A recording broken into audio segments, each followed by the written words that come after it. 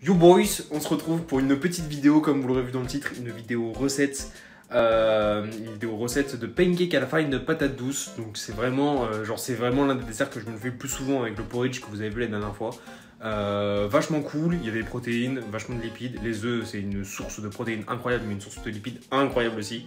Du coup, il faut un petit peu des ingrédients spéciaux, on va dire. Des ingrédients spéciaux, pardon. Du coup, on va commencer directement. Trêve de bavardage. On y va.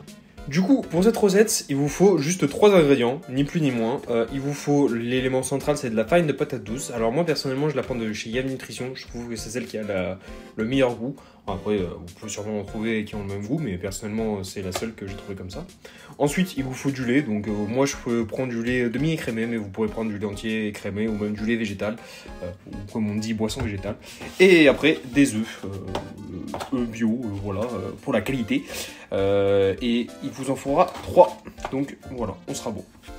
Personnellement, moi je fais tout ça dans un shaker que après j'agite. J'ai une petite boule en métal qui permet justement que ça se mélange bien, comme un fouet en fait.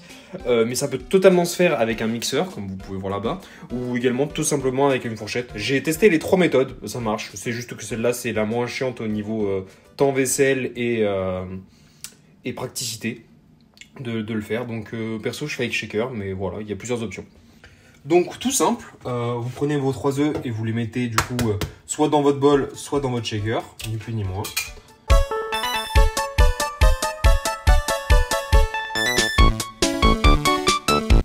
Du coup après personnellement je rajoute d'abord le lait. Donc le lait on en met environ 60 ml. C'est correct, vous pouvez aller entre 60 et 70.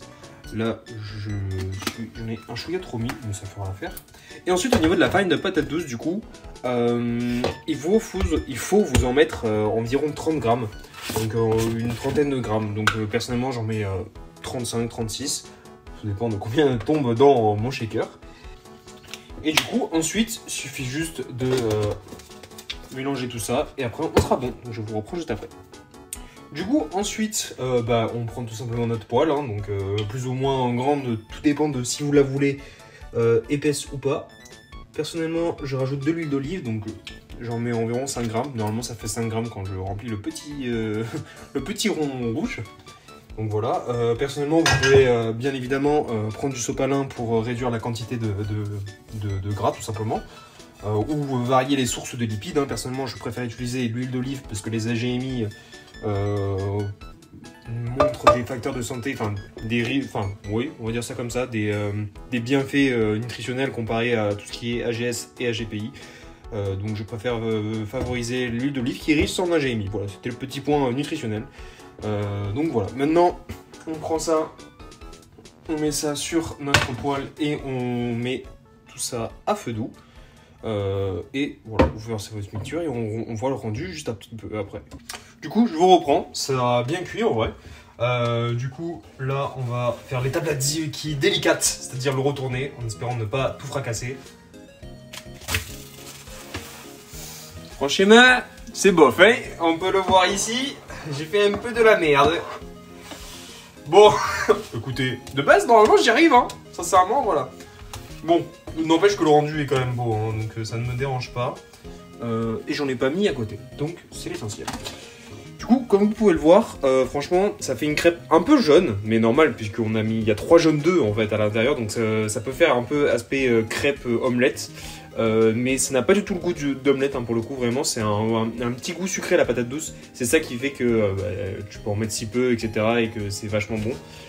Là, normalement, ça ne devrait pas vous prendre trop de temps à cuire de l'autre côté. Et après, du coup, vous pouvez vraiment custom, comme vous le mettez, comme vous voulez. Perso, moi, des fois, je fais cuire avec des fruits rouges, des myrtilles. Ou ensuite, ce que je vais faire maintenant, je vais mettre du chocolat noir. Et c'est trop bien. Genre, pas mal de protes, des bons produits. Et ça fait environ 400 calories. Donc, on est bien. Voilà. Voilà, du coup, une simple crêpe classique avec du chocolat noir à l'intérieur. Grave bon. Simple à faire, rapide, que je juge bonne.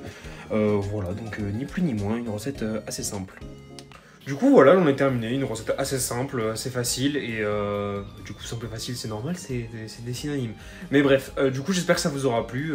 Et du coup, bah, on se retrouve tout simplement pour une prochaine vidéo. Je ne sais pas du tout pour le coup sur quoi ça sera la prochaine. J'espère en tout cas que celle-ci, vous l'aurez appréciée. Et sur ce, tous les boys!